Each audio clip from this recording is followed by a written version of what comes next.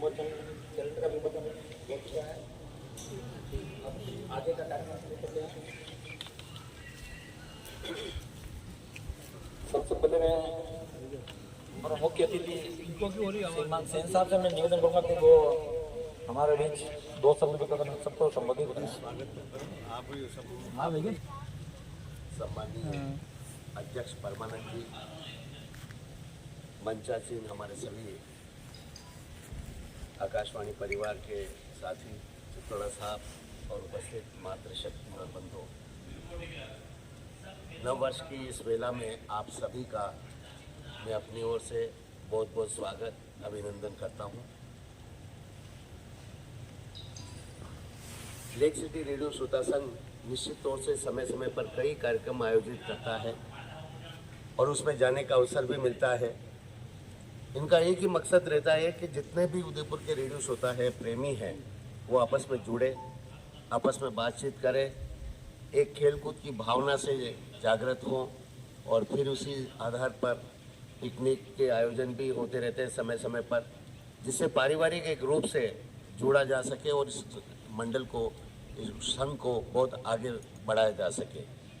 तो मैं इसके लिए परमानंद जी बहुत एक जुझारू अध्यक्ष हैं, बहुत अच्छा काम करते हैं और इनके कार्यकाल के अच्छे कार्य की वजह से और 2 साल सभी ने इनको 2 साल का और हाँ 2 साल का और कार्यकाल में इनको अध्यक्ष पद के लिए चुना, इसलिए इनको बहुत बहुत हम बधाई देते हैं कि आप निरंतर अपने दूसरे साथियों के साथ मिलकर नित नए आयाम आपके इस संघ के माध्यम से आप करते रहें, लोगों को भी जोड़े और एक सामाजिक रचनात्मक जो कार्यक्रम है वो भी अपने हाथ में लेकर आप कभी कभी आयोजन कर सकते हैं।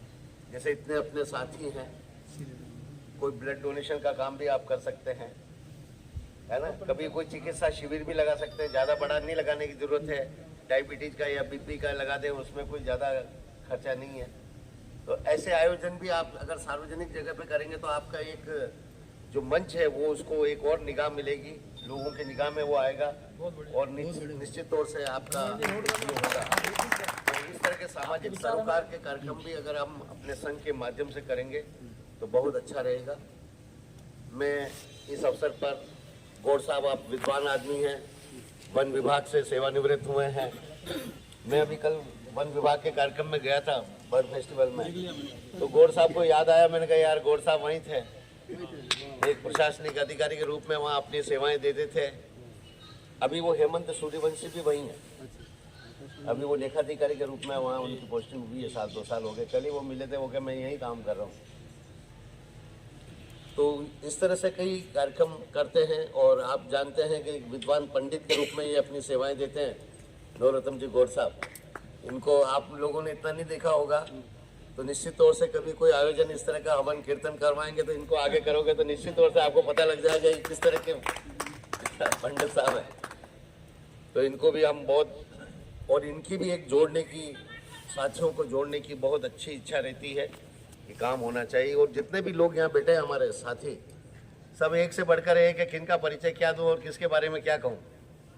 कोई किस तरह का है, कोई किस क्षेत्र में है, विभिन्न क्षेत्रों के अंदर ये लोग अपनी कार्य की वजह से जाने और पहचाने जाते हैं। तो मैं आप सभी को नववर्ष की बधाई देता हुआ ये मंगल कामना करता हूँ कि इस प्रत्येक वर्ष, ये कैलेंडर का 2 साल से पिछले साल किया था और इस साल ये दूसरा साल है, इसमें इन्होंने अपने साथियों का और विभिन्न जो अपने हिंदी पंचांग की तरह से इसको आपने छपवाया है और घर घर में ये पहुँचेगा, यही इनकी आपकी एक इच्छा रही है।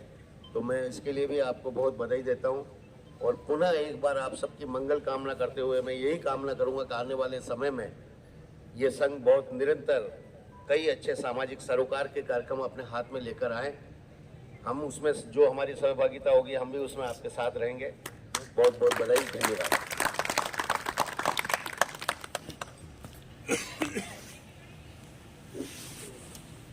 अब मैं गौड़ साहब से निवेदन करूँगा कि वो भी हमारे भी हमको 2 शब्द देकर हमारे के बारे में कुछ बताएं।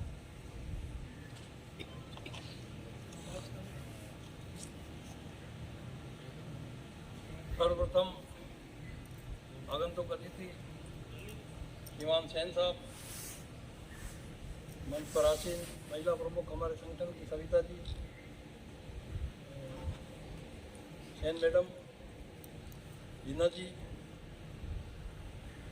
ज्योति जी, अनिता जी, मीनाक्षी जी, परमानंद जी, हमारे राजकुमार पित्रोड़ा जी, और मेरे इलेक्ट्रिसिटी रेड और श्रोता संघ के मेरे सभी मेरे जिगर के टुकड़े, मेरे सहयोगी, मात्र शक्ति।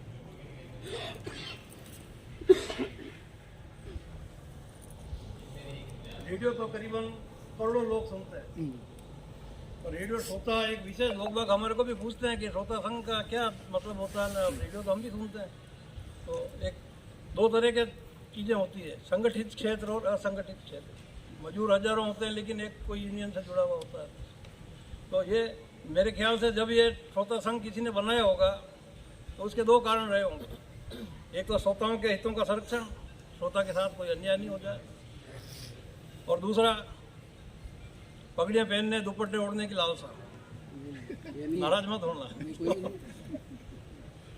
खैर, जैसा कि अभी सैन साहब ने बताया, मेरे बारे में बहुत ज़्यादा कुछ बता दिया, ऐसा कुछ नहीं है। अब ऐसे एक बात ज़रूरी है कि जैसे नेहरू जी ने एक बार कहा था कि मैं एक्सीडेंटल हिंदू हूँ, तो मैं भी एक एक्सीडेंटल श्रोता हूँ। मेरी ये लाइन नहीं है। गानों का शौक तो था बचपन से, गाने सुनने का भी था, गुनगुना भी लेते थे बाथरूम में। वैसे तो मंच वगैरह पे कभी काम नहीं पड़ा। तो श्रोता संघ का भी जब चलाया, तो जब ये श्रोता संघ का जब स्थापना हुई थी तो दुर्भाग्यवश दूसरे तीसरे दिन ही हमारे जो 5 जने थे उसमें से 3 जने निकल गए। पता नहीं उनके क्या, कई बार होता है देवी देवरे में थोड़ी कसर पड़ जाती है तो वो उनको नारे लकापाती पूरे नहीं होते हैं। तो वो उस समय चैलेंज लगा कि यार ये लोग निकल गए हैं तो इस संगठन को कैसे चलाया जाए। तो हम जो भी जितने जने बचे थे, हम 3 4 5 जने, परमानंद जी और हमने, तो इस संगठन को चला रहे हैं। और आज ईश्वर की कृपा से 50 के ऊपर, 60 के ऊपर हमारी संख्या है। हम कोई भी कार्यक्रम रखते हैं तो उसमें 40-45 के लगभग संख्या रह जाती है। श्रोता संघों से जुड़ने के बाद में मैंने कई बार फेसबुक और सोशल मीडिया पे ऐसी पोस्टें देखी जिसमें आकाशवाणी परिवार या रेडियो परिवार और श्रोता संघों के बीच में सौहार्दपूर्ण वातावरण, जैसे इंदौर वगैरह में ये क्रिकेट का मैच श्रोताओं और उपभोक्ताओं के बीच में, छत्तीसगढ़ वगैरह में भी कोई कार्यक्रम होते हैं तो, और ऐसे ऐसे भी देखे हैं कि हर साल किसी श्रोता को चयन करके और उत्कृष्ट श्रोता के रूप में उसको आकाशवाणी की तरफ से इनाम भी। तो हमारे मन में आता था कि ऐसा उदयपुर में क्यों नहीं हो सकता। तो परमानंद जी ने हमने तय किया, गए साल हमने आकाशवाणी स्टाफ को बुलाए थे और आप सब बता रहे थे, गए साल में बता रहे थे। और आज शाम को मैंने एक वीडियो देखी, दीपक की शरण डाली थी, उसमें सभी करीब करीब ये चेहरे मैंने देख लिए थे। क्या मैंने कहा इसको सुबह भी देखना है, तो वो वैसे अच्छी वीडियो आप लोगों को समय मिले देखना। तो ये एक अच्छी शुरुआत है, इसको भी आगे बढ़ाएंगे। कोई भी कार्यक्रम यदि श्रोताओं का होता है, उसमें आकाशवाणी परिवार सम्मिलित होता है तो 1-4 चांद लग जाते हैं। श्रोताओं का जहाँ तक हित का सवाल है, श्रोताओं की एक ही चाहना होती है कि मेरा नाम आ जाए। रेडियो में मेरा नाम क्यों नहीं आया, ये उसकी टेंशन। दिन भर रोटियां नहीं भाती, आज मैंने भेजा मेरे को मेरा नाम क्यों नहीं आया। और किसी किसी के पास तो नंबर भी है वहाँ के स्टाफ वालों के, तो फोन भी कर देते हैं, अरे आपने मेरा नाम नहीं बोला और देर से बोला। मैंने तो मैसेज काफी पहले ही भेज दिया था शामिल में। तो हाँ, नहीं जरूरी भी है। अति महत्वाकांक्षा तो ठीक है, अति महत्वाकांक्षा होती है वहाँ गलत है। मैं क्षमा याचना करते हुए एक दो उदाहरण देता हूँ। नाम मैं एक ही हूँ, नरोत्तम गौड़ हूँ क्या, और धोलीवावड़ी से नरोत्तम गौड़, और अश्वनी बाजार से नवरत्न पंडित, और वहाँ हाथीपोल से फलाना, नाम एक ही है। फिर भी मेरा यदि पेट नहीं भरे तो उसको मैं मानूंगा कि अति महत्वाकांक्षा। वो सब अवगत हैं, आप भी अवगत हो, हम भी अवगत। चंद्र प्रकाश चित्तौड़ा ने ये नाम 4 जगह से। दूसरा ये है, नहीं ज्यादा समय नहीं लूंगा, मेरे को बोलना आता नहीं, पहले माफ करना। ज़्यादा से दूसरा ये होता है कि जैसे मैं व्हाट्सएप मैसेज कर रहा हूँ, मैं 3 या 4 नाम मेरे परिवार वालों के बोलता हूँ। मेरी पत्नी थी जब मैं केवल 2 नाम बोलता था, अभी मेरे बेटे का और मेरे पोते का 3 नाम बोलता हूँ। देखने में ऐसा आता है कि एक ही मैसेज के अंदर 20-25 नाम। यूनिवर्सिटी रोड से भी वो बोल रहे हैं, वहाँ हीरो मंगरी वाले का नाम भी उसमें लिख दिया, वहाँ का भी लिख दिया। अरे बेचारे दूसरे का भी तो ध्यान रखो भाई, तुम लोग कैसे क्या मैसेज भेज रहे हो। हमारे में से भी है, ऐसी बात नहीं है कि कोई दूसरे ही है, हमारे लोग ही हैं, वो लोग भी हैं। इस बारे में मैंने अभी फ़ोन भी किया था आकाशवाणी में कार्यक्रम के अधिकारी को, उन्होंने कहा था कि हम इस मुद्दे को मीटिंग में रखेंगे। मैंने कहा 4 या 5 नाम रखो आप, एक परिवार से होए, बाकी जिसको जो भेजना भेजता रहे, नहीं भेजना तो कोई बात नहीं। आजकल तो बड़ी बात आई हुई है, ठेठ पूरे ऑल इंडिया से नाम आ रहे हैं आपके पास, कोई कमी तो है नहीं।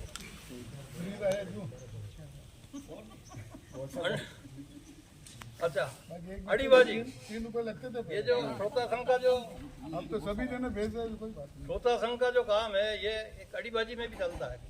परमानंद जी का नाम आ गया तो मेरा क्यों नहीं आया? चौका लगा, चौका लगने का मतलब ये है कि सेकंड नाम आया, छक्का लगने का मतलब ये है कि फर्स्ट में नाम आ गया।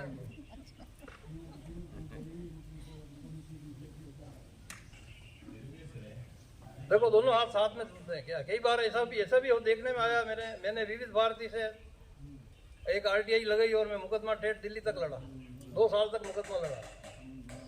बात खाली इतनी सी थी, एक उदाहरण के तौर पे कि जैसे किसी का नाम उन्होंने बोला तो मैंने उनसे वो पोस्ट कार्ड मांगा, जिस पोस्ट कार्ड में उन्होंने नाम लिख के आपको भेजा है वो पोस्ट कार्ड की कॉपी मेरे को दीजिए।